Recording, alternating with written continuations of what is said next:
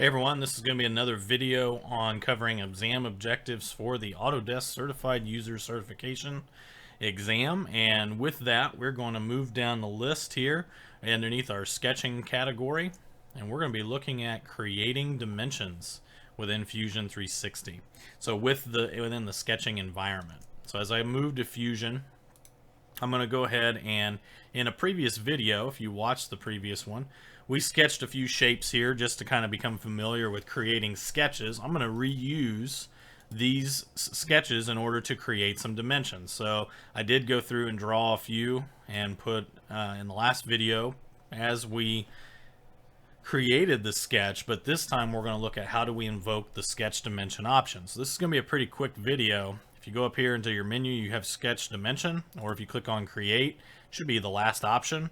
The keyboard shortcut is the letter D on the keyboard. So again, multiple ways to access the same tool as you go to use it. So again, creating sketch dimensions, you always look at either one of two ways. You can select the entire line and it'll grab the length of the line. So you'll click and click to place. Again, we can always set a value. So if I want to change this to 2 inches, I can hit enter. And then another way would be, for example, for the height of this, I could either grab this line or I could click on this line, click on this one. And most often I have my students utilize the 2-click method, especially as we go to doing some other editing as we work within some of the options. So for example, if we wanted the length of this line, we could always grab it, or we could always grab by the points as well. So for a circle, clicking, and then as you right click, there's some other options. So either you can set by default is a diameter, which is our American National Standard Institute's kind of guideline to follow by a diameter. If we want to toggle to a radius, I can right click, choose radius, and then be able to go through and utilize that. So it depends on what kind of option that you have that you want to choose from. So here, if I want a radius of 1.2, that will go through and set that particular sketch dimension in. As we continue through as well with the triangle, the other reason why I like to do kind of the 2-point method, so like here, if I choose the point of the triangle and at the bottom point here, either you can set the height, so vertically.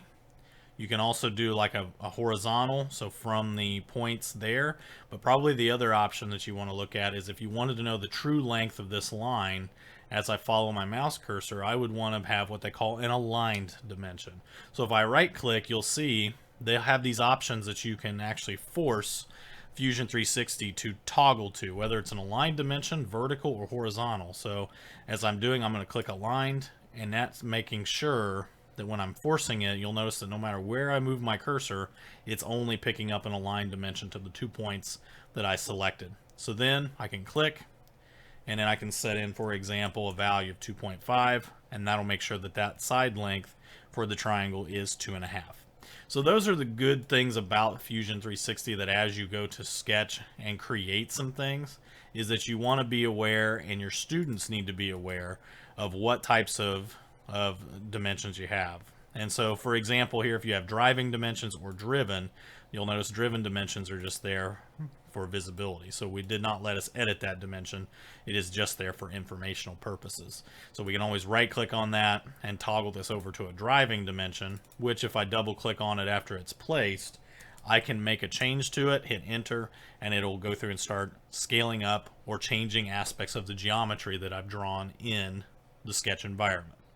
So this kind of functionality is very important to get familiar with, because everything that we create has to have dimensions tied to it in order for it to be accurately created.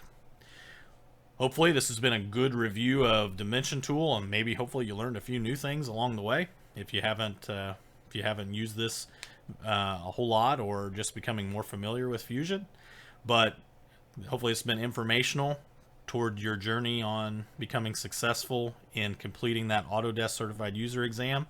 And if you ever have any questions or anything, please email me, and I will see you in the next video where we will spotlight another Fusion 360 exam objective.